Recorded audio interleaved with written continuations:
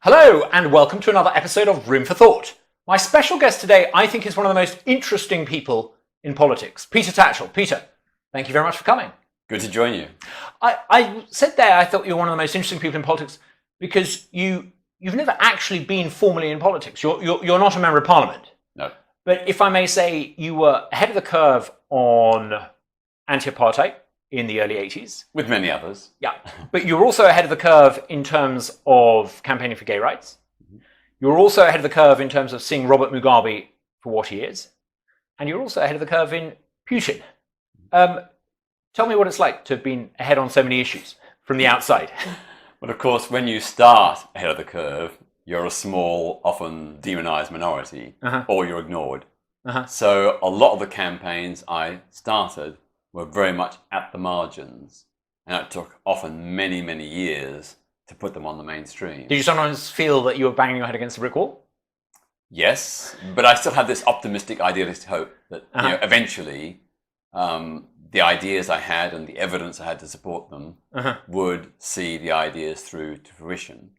So when I did stand for Parliament back in 1983 as the Labour candidate in the Bermondsey by-election, I stood for policies like a national minimum wage, a comprehensive Equality Act to protect everyone against discrimination, and for a negotiated political settlement in Northern Ireland. Now, that's considered mainstream now. Absolutely, but in the day, back then in 83, I was demonised for those ideas. Even the Labour Party said a national minimum wage and a comprehensive Equality Act was too radical. I'm so glad that all these years later, those things have finally become the mainstream. You mentioned that you stood for Parliament. You stood for Parliament as a candidate in Bermondsey in the early 80s, and I think you also stood as a Green Party candidate. Is that right? That's right, for the first London Assembly elections in 2000. What was it like standing in Bermondsey? That was quite a controversial election, wasn't it? Yeah, well, commentators, then and since say it's probably was the dirtiest, most violent, and certainly the most homophobic election in Britain in the second half of the 20th century. I mean, I was physically assaulted. Were you openly gay at the time? Or? Well, I was openly gay on the doorsteps. Right. And I was advocating gay rights as part of the comprehensive policy programme. And were you being attacked by your opponents in this way? Who was behind the homophobia? Most of it was from, the violent attacks. The attempts to run me down in the car, the attacks upon my flat, the 30 or more violent assaults where I had my teeth smashed and things like that. During the by-election? Yeah. I thought I had it tough as a UKIP candidate in Clacton, but I never had any of that. But this was coming from the far right, from supporters of the National Front and other far-right extremist groups.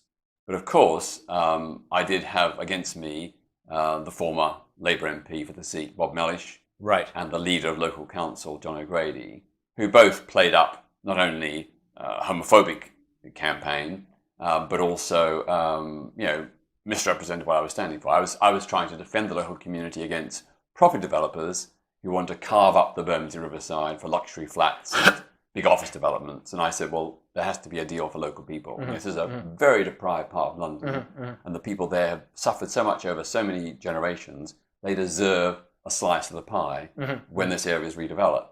And of course, that was up against the London Dockland Development Corporation, which Michael Heseltine set up, and Bob Mellish became vice chair of. So you very much felt you were taking on the establishment. Absolutely, and I think that is part of the reason why I was so viciously attacked in the press. How unpleasant. And also, of course, the Liberals, got their piece in as well. They played up homophobia. The Liberals went around with male Liberal canvassers went around with a pelt sticker saying, "I've been kissed by Peter Tatchell." And wasn't there a leaflet put out saying the straight choice with a deliberate nudge innuendo? And a leaflet, which Queen will you vote for, with a picture of myself and Her Majesty, and said I was a traitor, I was a communist. And this was official party? Well, at the time we thought that, and this leaflet gave my home address and phone number and said, if you want to, go and tell Peter Tatchell what you think of him. And this led to a spate of bricks and bottles through my windows, graffiti on the door, and violent assaults in the street, including 2 attempts to run me down in a car. Now, at the time, we thought that was a leaflet put out by the National Front or some other far-right group. But according to a Liberal insider who subsequently spoke to me, he claims, I can't prove, but he claims it was put out by a Liberal Party dirty tricks team. Wow. What would you say to get through all of that and to campaign over the years? What would you say your sort of core philosophy? Is it a belief in the individual, a belief in individual freedom? What motivates you to take on these campaigns and put yourself through that? Well, I'd see myself as a democratic green socialist, but not a state socialist. A democratic green socialist, yeah, okay. But not a state socialist. Okay. Not someone who believes in the all-powerful state. Right. Someone who's very strong on human rights and liberties, individual freedom. So I think for me, most of my work over recent years, or the last 20 years, has been around the general human rights angle, which embraces equality and diversity, but also social justice. So, I've argued for alternatives to austerity, how to fund alternatives to austerity, how to make Britain a more inclusive society. And, I think, the very rich people in our society, they have a duty and responsibility, if they love this country, to act in ways that support the country and to support all the people within it. And of course, if they're a non-dom who are resident here because they find it convenient to locate themselves here, they may not share that patriotic vision. Well, that is true, but for the homegrown capitalists, that shall we say, if I can quote or misquote or paraphrase Spider-Man, with great wealth comes great responsibility. Talking about individual rights today, I mean, you've won all these battles in the past, but looking at individual rights today and the campaign for rights today, do you think there's a slight danger that the campaign for individual rights has moved away from, the rights of the individual, more towards people being encouraged to identify as being part of a collective group, part of a minority group, and that this sort of emergence of identity politics actually undermines the struggle for individual liberty and individual freedom? If instead of granting someone rights because they're a person and therefore equal, you grant people rights because they belong to a defined group, isn't there a danger that actually you start to regress and some of these battles go into reverse? Well, I certainly think there is a danger. But having said that, I think the reason why identity politics evolved was because mainstream politics wasn't addressing adequately the specific needs of poor people, black people, LGBT people, and so on. So in those circumstances, those people had to organize as an identity group to claim their place at the table. But there is a danger that identity politics becomes very sort of like balkanized. Everybody in their own separate group, and forgetting our common humanity. So I've always said identity politics must be qualified by a recognition of our common humanity. But if you move into the sort of radical intersectional space, in effect, you're encouraging people to see themselves as part of a sort of hierarchy of victimhood. Isn't that slightly demeaning to young black Britons if they're encouraged to see themselves as victims rather than as, the world's their oyster, they're citizens of a great country? Yes, there are injustices, there are former injustices, there probably are injustices today. But isn't there a danger that intersectionality becomes part of that sort of low expectation, the idea that you don't value people for what they are? You start to you almost turn the Martin Luther King idea on its head. Instead of judging people on their character, you start to define them on the basis of things that they're born with. Well, that would be very wrong and mistaken. But clearly, there is a problem still of racism in our society. It's understandable that black people want to band together to challenge that. And I don't think there's anything wrong with that. But I think also black people and LGBT people, elderly people, single people, all different groups, they've all got a claim to redress some injustices they face. But let's try and work together rather than doing things all separately. So, for example, with the LGBT plus movement, I've been very reluctant to go on the road of specifically arguing for LGBT plus rights. I've always said, let's put LGBT plus rights in the mainstream of human rights, and let's do it in ways that will benefit everyone. And you've been really criticised for that. Yeah. So, for example, on relationship and sex education in schools, I never argued just for LGBT inclusive relationship and sex education. I said there's a problem for all young kids, whatever their sexuality or gender identity. We've got unacceptable levels of teenage pregnancies, abortions, HIV, and other sexual infections. Although to be fair, I think the situation is better today than it was 10, 20 years ago? ago? It is better, but there's still great room for improvement. But the point is that all young people are affected by these issues. So let's reframe relationship protected education in a way that can benefit everyone, not just LGBT plus people, but everyone. And that creates a community of interest between, quote, straight and LGBT plus people. Okay. A question that I ask everyone I interview, and I ask it because I think it's actually hugely indicative of people's general philosophy. And it says, do you think all cultures are of equal worth? I think all cultures have their own individuality, but I don't think you can say that, democracy is the same as totalitarianism.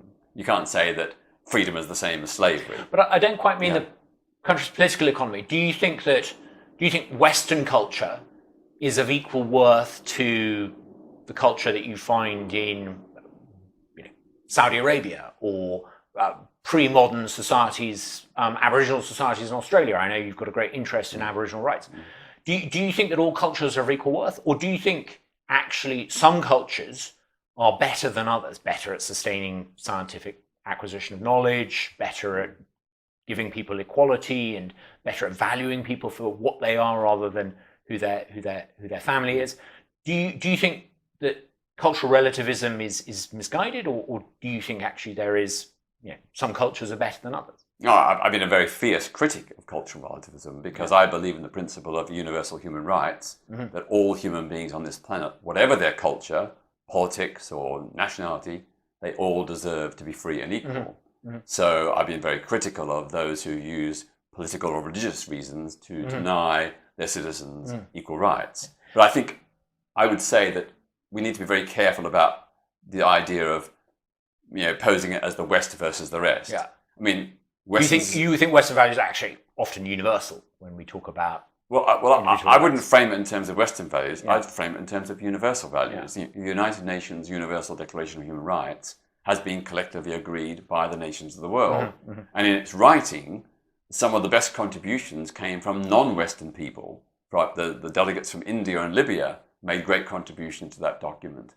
So I think we need to be really careful, because there are people in every society and culture who share the same kind of human rights and equality values that we do. They may be in a minority, they may be out of power, but it's not that they are different or exceptional or unaccepting of the values that we share here.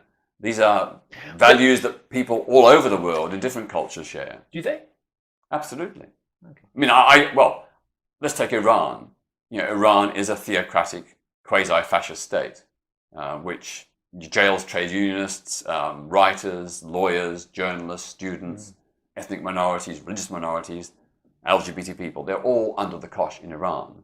But there is a whole subsection of Iranian society that rejects all those values. They're currently out of power. They're crushed by the police state methods of the Iranian regime, but they share exactly the same values about women's rights, rights of LGBT people, ethnic and cultural diversity.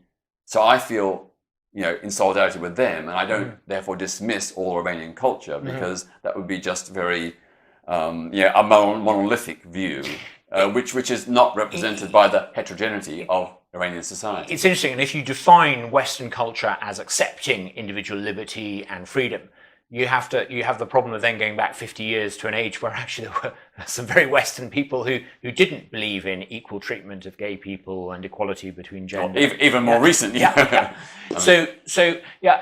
I mean, I would argue that one of the reasons why so many people from outside the West want to come and live in the West is not just because you can be materially better off in the West. There's something about Europe and North America, and yes, Australia, and to some extent other countries, but there's something about those societies that makes them places that people from outside those places want to move to. And I think it's to do with the freedom and the opportunities, economic opportunity, but I suspect also it's more than just economics. And I suspect that there's something about, the United States today that appeals to middle-class Iranians as much as it does to, middle-class Brits. Yeah. Well, I remember doing a TV program not long ago with the Muslim activist Salma Yaqub, and she said very, very clearly, despite all the criticisms and faults, Britain is the best place in the world for a Muslim person to live. More rights, more freedoms. And she's absolutely right. But also, I want to qualify and say that, I don't want to downplay the Western contribution, but you go back to the antecedents of human rights. You look at the Ashoka Declaration in India, was it 2 centuries before Christ? You look at Emperor Cyrus in what is now Iran, the Cyrus Declaration, I think about the 5th century BC. These are fragments of ideas about human rights which existed centuries ago before Western culture. Sitting in exactly that chair, I had Maya Tuzi, who's a well-known internet of Iranian heritage, born in Iran, made in South London, and he made exactly that point. He fascinating. You organised the first, was it the first ever Pride March in 1972? Well, I co-organised it. You co-organised with about 30 other people. With about 30 other people. How many people were on the march? Between 700 and 1,000. So pretty small. Very small. And how many people would have been, I mean, there's no longer a Pride March, is there? There are lots everywhere. Well, there is at the main London Pride. How many people would attended that? Well, sadly, thanks to the Mayor of London, Westminster City Council and the Metropolitan Police, they only allow 30,000 people. Right. But in the late 90s, when it was less restricted by the city authorities, there were over 100,000. Why did they restrict it? They claim convenience and disruption and traffic. Yeah. But they never say that. They never say that to the march. Isn't that quite flattering to you? You started something that had 700 people on it, and today it's so big that London's authorities can't quite cope with it because of... Well, they could. They coped 1 million people on the march about Brexit. They've coped hundreds of thousands on the marches for the NHS. Yeah. There's no reason. This is just... But overall, I would say that what is really significant to me, looking at the long trajectory, I began campaigning for LGBT plus rights in 1969 at the age of 17, inspired by hearing the reports of the first gay rights protest in New York. This was Stonewall? No, shortly after Stonewall, okay. Some weeks after Stonewall. And I remember I had no reference point because there was no, in my hometown of Melbourne, Australia, there was no LGBT movement at all. I imagine Melbourne was pretty conservative then. I think it is now. Yeah. No, it's not now. Not now. But there were no LGBT organisations or counselling services, switchboards, nothing. So I did my own one-person activism. But I remember saying to myself, because I had no reference point, if looking at the Black Civil Rights Movement, if black people are an oppressed minority, then so are LGBT people. If black people have a claim for equal justice, then so do we. And modelled on the experience of the Black Civil Rights Movement, I calculated at 17 in 1969, it would probably take about 50 years to win legal equality in Western countries like the United States, Australia and Britain. And that was a guesstimate, but it's turned out roughly to be right.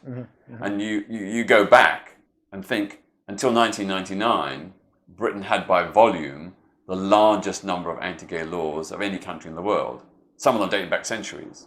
Here we are, 2 decades later, and we have some of the best laws. This has got to be probably the most successful social reform campaign in British history.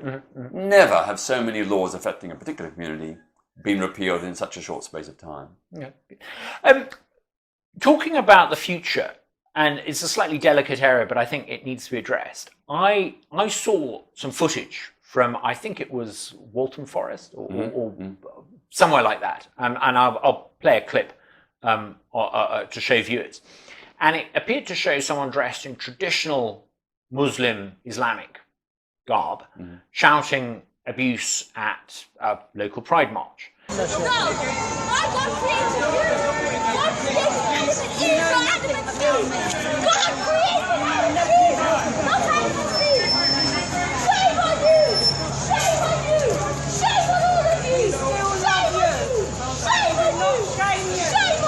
Do you think that this indicates that there is a problem between a lot of Orthodox Muslim opinion, and bear in mind, Islam is an Orthodox religion, so between mainstream Muslim opinion and the equal treatment agenda that you've been pushing for?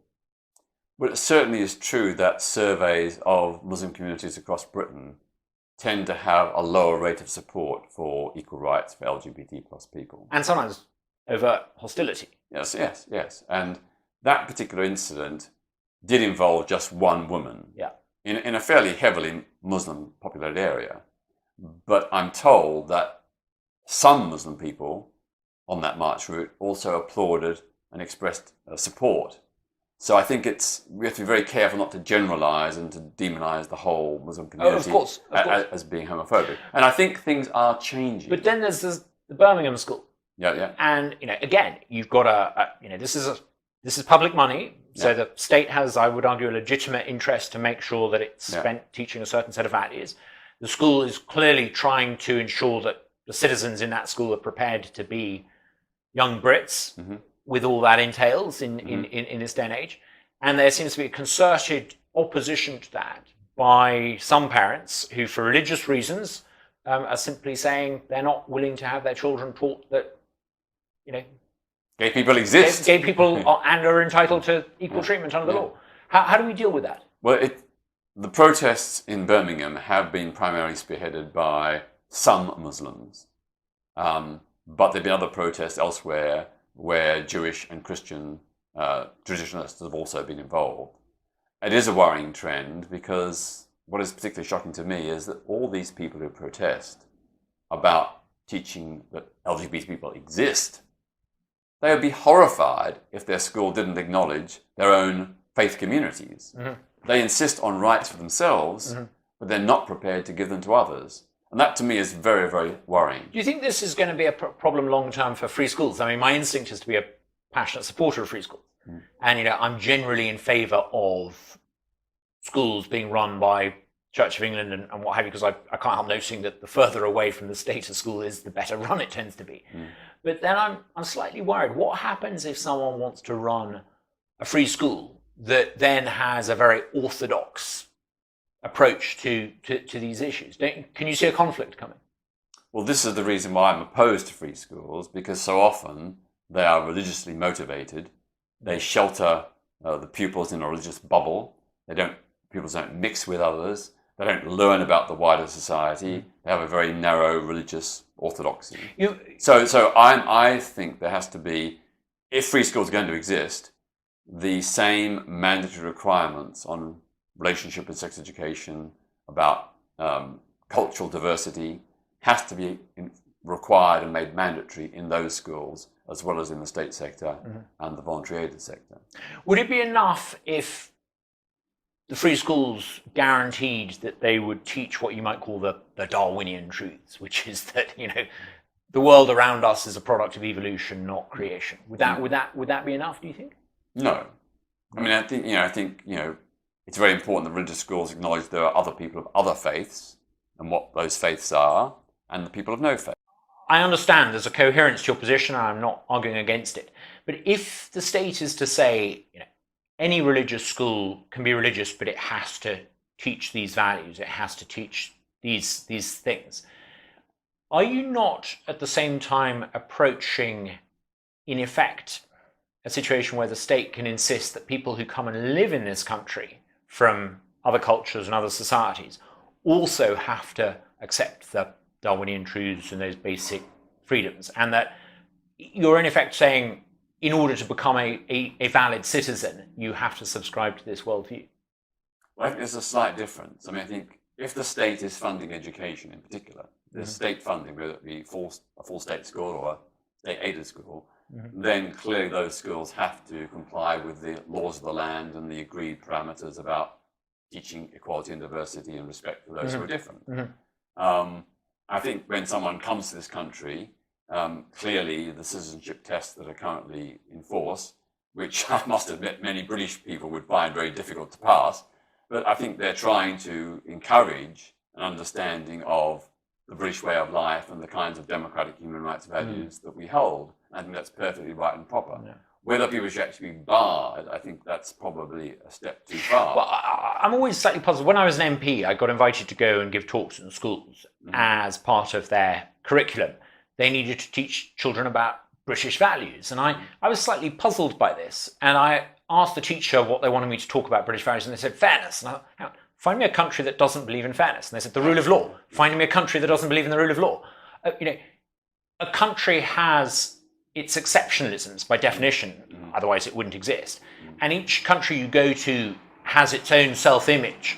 And I'm not sure that you can ever encapsulate that in an official statement or an official document. In fact, I suspect these things are by their definition self-defining. Impossible for an official to prescribe. You're absolutely right. I mean, I sometimes get invited to talk about British values in schools, and I say, no, British values, we do have British values, but they're not exclusively British. They're shared by people all over the world. And I mentioned the case in Iran, but you could go to Russia. There are people in some of the worst, most totalitarian states who share the same values. They're not unique to us. And I think it's much better to frame the issue in terms of universal values, because then people who have come, who are studying, pupils in the school who come from different cultures, then feel included. Have you ever come across a Roman poet called Lucretius? Yes, I'm not very knowledgeable though. Well, the reason I say this, it sounds a bit random, but so often, I mean, what we've been talking about is in effect modernity and this idea that, we've arrived at a certain period in human history where we've got a certain set of insights as to the world and how it's created. And you read Lucretius, and he's got this extraordinary, I think it's a 6-part book, and he's basically, you realize when you read it, modernity, and this what we today call the modern worldview, existed 2,000 years ago. 2,000 years before Darwin, he talks about, without ever using the word evolution. 2,000 years before the invention of the electron microscope, he explains how all matter is a product of atoms. It's quite breathtaking to read it and to realize that actually, you talk about universal truths. I suspect we're not the first people, and there has been plenty of dark age in between, but we're not the first civilization that's reached this point. And who can say whether things might go into reverse? It was very fragile. You think about Germany, one of the great European cultures, yet descended into the barbarity of Nazism. I mean, the Roman Republic, which achieved this extraordinary standard of living and civilization, and then it became an empire. The strongman dictator took over. We think of Rome today in terms of conquest and emperors and the gathering of slaves. It was a little bit more special than that. Changing tack slightly, one area where I don't think you and I are going to agree is the Europe question. How did you vote in the referendum? I voted for Remain, okay. But I did argue that the EU also needs reform. Do you think it can be reformed? Yes. How do you think it could change? What would be your optimal European Union? Well, I think that there is certainly the capacity or possibility that European leaders, many of which have some degree of disagreement with the way in which the European Union has functioned and operates, that they can come together and devise a program for reform to make it more democratic, more accountable, more transparent. I think the idea that we have this superstate, that doesn't frighten me. I think the idea of nations collaborating with each other to solve common problems like defense and security, terrorism, pollution, corporate tax avoidance, all those things are going to be more easily tackled on an international scale. And of course, it would be great if we had global agreement, but at least in the interim, the European Union has showed that within its framework, it can get consensus and agreement. And that's a very powerful bloc, which is able to exercise a lot of influence in the world. I remember 20-something years ago listening to Jacques Delors saying that in response to popular dissatisfaction, I think the Danes had voted against Maastricht, they were going to reform. They were going to devolve power downwards. I think they even gave it a rather clumsy title, subsidiarity, a phrase drawn from Catholic teachings. Wonderful irony. I can't think of a single power that was passed back down to member states. Tony Blair, when he became, for me, the real turning point on Europe is when Tony Blair talked about the Lisbon agenda and how this was going to deregulate and decentralize control. And he said that by 2010, Europe would be the most dynamic part of the global economy. And you look at what happened over the intervening period. Do you really think that it's achievable? Or don't you think that actually, like all oligarchies, it's closed cartel, the people who run it aren't going to surrender power voluntarily? It's like the Habsburg Empire. It holds together a polyglot Europe with a parasitic elite at the top, and they're never going to voluntarily make the changes they need to. Well, I can see why we have a commission and a parliament, but I would like to see us move more towards the parliament having greater powers, and I'm not afraid of a European government. ruling by consensus and agreement. There may be some need for some veto powers for individual states or certain circumstances, or certain not just simple majority voting, but perhaps a 2/3 majority or whatever. So more power to Guy, what's his name, the leader of the European Parliament? No. Well, yes. I think the European Parliament is a democratic body. It doesn't have proper powers. It has some powers, but not enough. The other thing I'd like to see is thinking about moving the European Union away from a collaboration of nations into a confederation of regions. So possibly having, Scotland and Wales and English regions having direct input into Europe, bypassing Westminster. I think if you saw Europe as a federation of regions, so deconstructing the nations. Well, yes. Well, the nations will still exist, but if you had a regional-based representation in Europe and regional, powers, it would bring the whole European Union much closer to people, rather than, at the moment it does seem very remote. And I'm not saying that's the only solution, but I think a regional-based European Union would, help bridge that distance, that gap. Who would define those regions?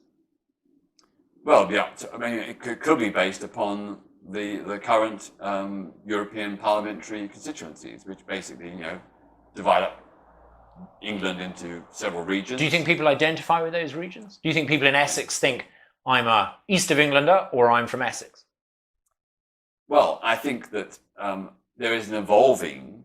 The trend in the UK is to greater devolution and decentralisation. People, value local. So in Yorkshire, there's quite a strong movement in Yorkshire. Identification as I was in Yorkshire. Ireland a couple of weeks ago, and people, you see the county flags everywhere. Yeah. And I sort of wonder if Yorkshire had direct representation at the European Union level and had voting powers and so on, that might help reduce the sort of the sense of disconnect. Don't you think these ideas are 20 years too late? I mean, don't you think most people in Yorkshire now want out? I don't think it's too late. I don't say for a moment that I've got the right ideas, but I do think that the European Union is, a viable option. And I look at all the benefits, I'm not saying the European Union alone has guaranteed the peace in Europe for the last 50 years, but it sort of has. Do you think so? Absolutely. An army of bureaucrats in Brussels stopping Germany invading France? Well, no, but the social consensus across borders has helped break down those national rivalries and hostilities. Don't you think it's inflamed them? I mean, surely, I heard last summer that German campers are reluctant to go to Greece now because of the hostility caused by what people see as the Troika imposing austerity. Has that driven Europeans apart? Yeah, I don't agree with what the Troika did on austerity on Greece. I totally disagree with that, and that's one of the issues that needs to be reformed. But isn't that the danger for you? You end up, without intending to, being on the side of the technocrats, the Troika, of Goldman Sachs. Actually, this is why Euroscepticism wins, because ultimately you're either in favour of the establishment, which is a respectable position, or you're on the side of a growing body of people. There's no middle ground anymore. Well, that's why I'm saying give more power to the Parliament and reduce the power of the bureaucracy. And the European Parliament come up with so many brilliant ideas, and I don't want to go through the entire checklist, but just give us a few. I mean, look at the benefits of the European Union, the massive extension of consumer rights. And if you're flying, don't they have consumer rights in Australia? Well, yes, but lots of the rights we now have in Britain were not given to us by successive Labour and Conservative governments. They were given to us through being part of the European Union. But isn't that simply around the Western world over the past 30 or 40 years, more rights have been conferred on the population, and it just so happens that we've been in the EU at that time. The idea that we couldn't have those rights outside the European Union is for the birds. I mean, we could quite credibly, like Australia, New Zealand, America, Canada, many other countries around the world, be outside the European Union and have those rights. Those rights aren't contingent upon having a commission in Brussels, are they? No, but the fact is that over the last 40 years of membership, we have secured lots of rights that no homegrown government gave us. So you look at, simple things like, as I mentioned, consumer rights, greater rights for employees, the abolition of roaming charges. When you go with a mobile phone to Europe, in the European Union, you don't pay roaming charges anymore. No visas. You look at a whole range of issues around women's rights, maternity leave, so many of these things. Didn't that come in under our own law in the 70s? Oh, well, to some extent, yes, to some extent, but it's been augmented and increased and improved thanks to the European Union. And I think if you look at the overall balance of rights that we have, or benefits we have, or protections we have, of course, many have been brought in by our governments here in the UK, but many have also been brought in by thanks to the European Union. And there are issues that our single government cannot by itself resolve. So, pollution, carbon emissions, these are issues that no one government can resolve. And I think the European Union has. But does every country moved things better? Does every country therefore need to join the European Union to solve them? I mean, surely you can solve them at an international level rather than a supranational level. I mean, I would argue that actually countries that have been more innovative in terms of public policy and innovation and formation actually have been those outside the European Union. Doesn't the European Union actually encourage a sort of cocky, smug, Eurocentric groupthink, so that actually on a number of issues, Europeans don't take the public policy initiative, whereas other countries that we sometimes condescendingly regard as less advanced are actually catching up? Well, yes, it's not like these countries have done everything and the European Union has done everything. It's a bit of both. But I think, we're not going to be able to solve the climate emergency without international collaboration. And when the United States is quite clearly not going to be part of that, China's done some work but still dragging its feet. India's way behind the curve. The fact that we have the European Union setting down parameters to try and improve things and will improve things, I think is fantastic. I was recently swimming. The beach I went to 20 or 30 years ago, you couldn't swim, it was full of sewage. The European Union said you have to upgrade the standards of your beaches. And it's thanks to the European Union we've done that. So people are not, getting dysentery when they go swimming anymore. The water's still very cold. I blame the European Union for not doing something about that. I don't want to bang on about the European Union too much, but if there was a second referendum, you would vote to rejoin?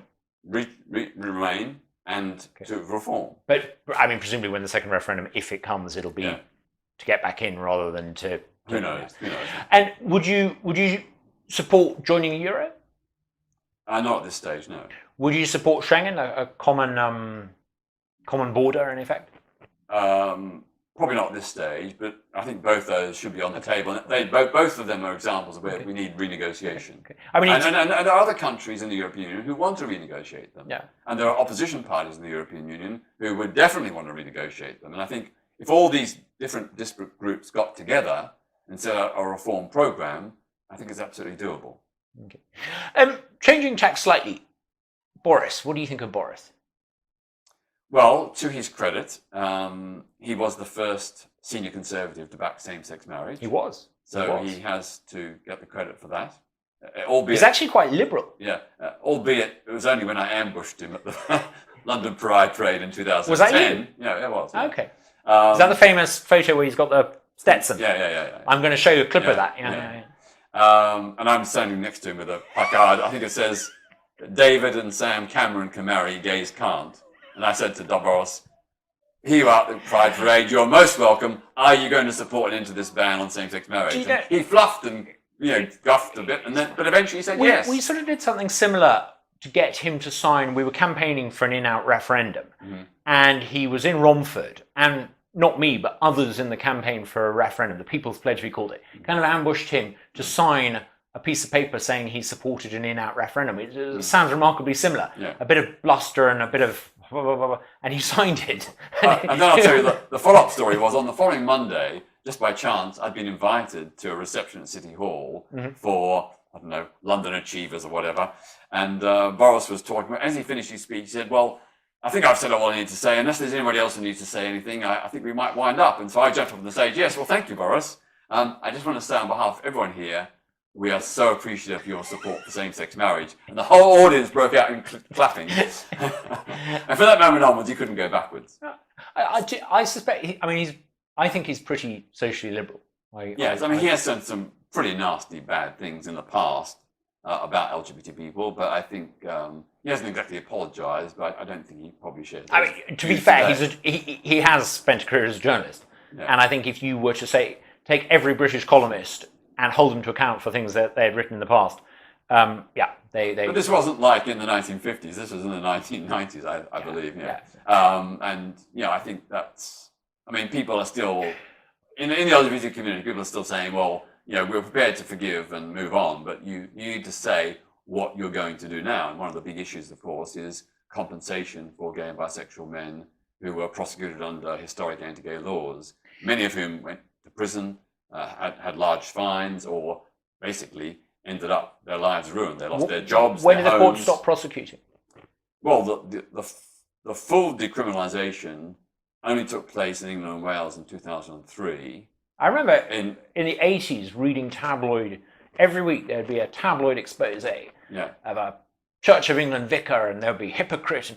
And you think, actually, poor people. These were people who presumably were privately living their quiet lives, who suddenly found themselves I'll give you an example. A friend of mine, Stephen Close, was a young soldier in the army, exceptionally talented, highly respected. At the age of, I think, 20, it was discovered that he was gay.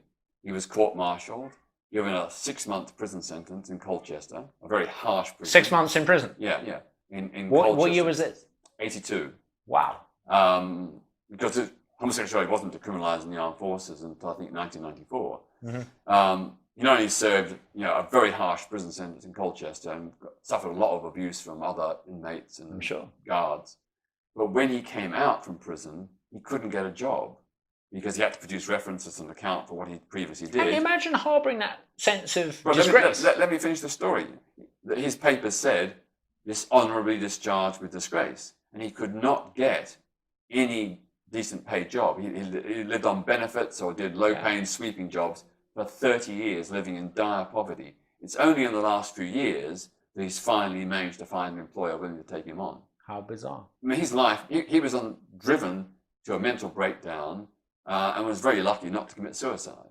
And he is just one of 100,000 gay and bisexual men who were convicted under Britain's historic anti-gay laws between 1885, when the Oscar Wilde law came in, and 2003, when decriminalisation. How many cases like that would you say there are at the moment?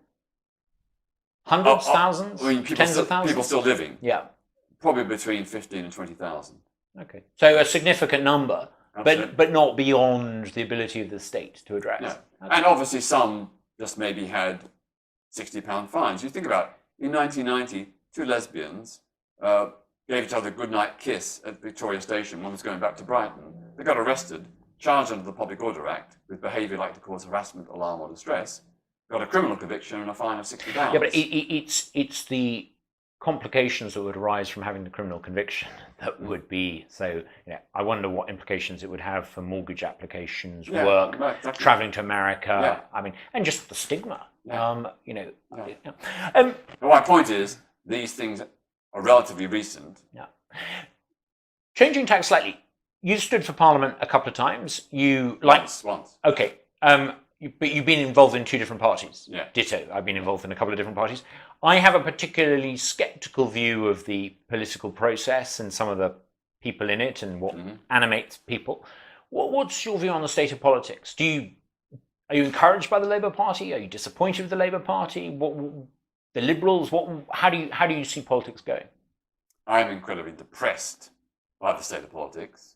But as an eternal optimist, I can see the sunlit upland. I think it's unconscionable that we operate under the first past the post system, which distorts the election so much. We never used to until 1882, when they gave the working man the vote. They created the first past the post system. It's a complete myth that it's a traditional British system. And of course, it works well when there's two parties, but we now live in a 7-party universe, and it doesn't work. I mean, you think about Labour's election victory in 2005, where they won 35% of the votes, but 55% of the seats. I mean, and the same is applied to the Conservatives. You think about, there hasn't been a single governing party in power in Britain with a majority of the popular vote since 1931. That's outrageous. You know, the Chartists and the suffragettes must be turning in their graves. And I just generally think, as a free market libertarian, if you didn't have choice and competition, if in a town or a village where you lived, there were only 2 restaurants or 2 bakers or 2 of anything, you wouldn't get good customer service. I mean, the reality is in most seats, you don't even have that. You've got a monopoly system in most constituencies. I'm conscious of your time. You've been very generous with it. A couple of final issues, if I may. Israel. Have you been a critic of Israel in the past? Yes. Surely Israel actually is, for someone who believes in equal treatment, particularly for gay people, surely there's no better country in the Middle East to be gay or to be a woman or to be anyone than Israel. Surely it's the best country in the Middle East by a long chalk. Yeah, in terms of democracy and civil liberties, Israel is head and shoulders above its Arab neighbours. There's no doubt about that. But it's built upon the dispossession of the Palestinian people from their lands and inbuilt discrimination even within Israel against its own Arab citizens. But don't Jewish people need their own state? Well, I would hope that Jewish people everywhere can live in freedom and equality wherever they are. Hang on, 2,000 years of non-Jewish oppression of Jews, doesn't that rather... I went to the Yad Vashem in Jerusalem, and I'd heard the arguments, but until I had actually seen that, and then I came out of the Yad Vashem and I saw Jerusalem in front of me, and then I understood. Given that experience, I can understand why Israel feels the way it does. They need a homeland. Yeah, I totally agree. Given the historic persecution of Jewish people, they need safety and security. And I'm not in principle against a Jewish homeland. But as I said, I would hope that Jews everywhere in every country are protected and defended. What I find difficult about Israel is the fact that it has been built upon the expulsion of Palestinians and the continuing discrimination against Israeli Arab citizens. The All report some years ago was commissioned by the government there, and it was absolutely categoric. There is institutional discrimination against Arab people who live in the state of Israel. I think I'm right in saying as well that the state of Israel, the state, owns the land, and I think pretty much everyone who owns land, in effect, leases it off the state, and I gather that goes right back to the foundation. I understand that, but the times I've been to Israel, I've come away realizing that actually it's, put it this way, when I lived in Clacton as the MP, if instead of the North Sea there had been the Palestinian territory running along the coast of Essex and people from there lobbing rockets across, I can understand why Israeli opinion is where it is. And I remember people saying that Israel should return to the 1967 boundaries or whatever it is. And then I remember actually being shown some gardens that backed onto what would be the 1967 boundary, and realizing actually, it's a lot more complicated than I thought it was. I'm in favor of national self-determination, and therefore I'm in favor of Palestinian people having a homeland. But until that can be arranged in a way that doesn't come at the expense of security of the Jewish state, I really don't see any way forward. Well, if you look at it, since 1948, progressively Israel has extended its borders, and the land it keeps being attacked. And the rights of the Palestinians have been progressively whittled away. So you can see. I mean, to be fair, Israel does periodically is attacked, and when it takes land back, it generally does defensively. And I think at Camp David, actually, Israel conceded a huge amount of land back. There's nothing defensive about the illegal settlements currently on the West Bank. Effectively, Israel is surreptitiously annexing the West Bank, taking a huge chunk of territory that it previously agreed should be Palestinian. But it shut down settlements in Gaza. I remember the great hoo-ha. It shut down the settlements in Gaza in return for peace. Yeah. And it only gets rockets fired at it. I mean, it's kind of, it's lose-lose when they try and be reasonable. The trouble is, both sides have got the mentality, an eye for an eye and a tooth for tooth. And that leaves everyone blind, everyone toothless. So, we need a whole new game plan. And sometimes I think the very hardline reaction of the Israelis, if I didn't know better, I would think they were secret Hamas agents, because their hardline reaction fuels the Islamist rejectionist on the other side. It plays straight into their hands. The majority of Palestinian people, I am certain, want peace and security. They want equality. I have met many Palestinians who say, we've got nothing against Jewish people. Of course, their leaderships have. Many of their leaders have. But they, as ordinary Palestinians, they don't harbour animosity towards Jewish people. They dislike the way in which their people have been treated. So the possibility for peace, I think, is there. And I'll tell you, if I was an Israeli leader, I'm never going to be, and people would probably be horrified at the thought, I would do something. I would take a very big gamble. I would say, we're going to recognize a Palestinian state. We're going to recognize a Palestinian state broadly within the 1967 borders. We are going to fund Palestinian schools, hospitals, roads, homes. That would be a game changer, because but it would pull the rug out from under Hamas and Islamic Jihad and all the other rejectionists. Israel's done that. Israel said they were willing to recognize a Palestinian state. They were willing to make concessions. They've kicked their own settlers out of Gaza and other places. It's kind of difficult to make peace with people who want to kill you, though, isn't it? I mean, when people are trying to literally drive you into the sea. Yeah, but what Israel has to do is to detach Palestinians from the extremists in charge and the terrorists. And the way you do that is by not playing into the extremist hands, by acting in excessive retaliatory ways, indiscriminate attacks upon Gaza, which have killed so many civilians. That is not the way to go. That just gives the ammunition and recruits more extremists. What you have to do is say, we are prepared to make a big gamble. We are going to speak to the Palestinian people over the heads of their leaders and present a new option, a new alternative, a new way forward.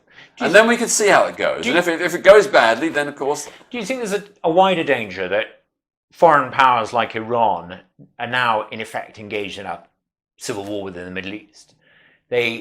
Instead of Israel just dealing with the Palestinian people and their leadership and the tensions between the leadership and the different factions, you've now got proxy armies in effect on Israel's borders. And that's a game changer, because Israel now can't make peace with its neighbors because there are proxy armies there that have no interest in anything other than Israel's destruction.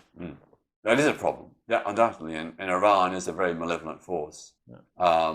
Against its own people, first and foremost, but against neighboring places. I mean, what the Iranian militias are doing in Syria, aiding, the terror campaign of Assad and Putin, what they're behind the scenes doing to aid the Houthi rebels in Yemen. They are bad guys. And no Democrat, no liberal person, no left-winger could possibly support Iran or have anything other than hostility towards its project, which is to leverage against Saudi and against Israel. I made a number of mistakes as an MP. Not often you'll hear a politician say that. One of the mistakes I made as an MP was appearing on something called Press TV, which I was pointed out to me by someone was a front organisation for Iran. And then I discovered that Comrade Corbyn, appeared on it routinely. But anyway, we won't pick up that. Very final question. You and I have spent best part of an hour discussing issues where we probably don't agree. I hope I've kept my own views to myself because people are tuning in to listen to you. I think it's really important that people who don't agree, exchange ideas. Good ideas drive out bad ideas. No platforming, it seems to me, is invidious because it prevents people with different points of view coming to realize that actually they might share a perspective, or actually they may disagree but for respectful reasons. You've had experience of not being no platform, haven't you? No, there were attempts. Right. But they did not succeed. Okay. How did you insisted on going ahead with the talk? Yeah. And what was it they were so terrified of you saying that might? I mean, I hope you've not triggered me too much, but what were they terrified of you saying? Well, there were unsubstantiated allegations that I was a racist, that I was a transphobe. So on the transphobia thing, I signed a letter. What does it mean to be a transphobic? Does it mean they honestly think you go around not liking transsexual people? I mean, what is it to be a transphobe? The issue of dispute was that I signed a letter saying that even people who are critical of trans people should not be shut down unless they crossed a certain line.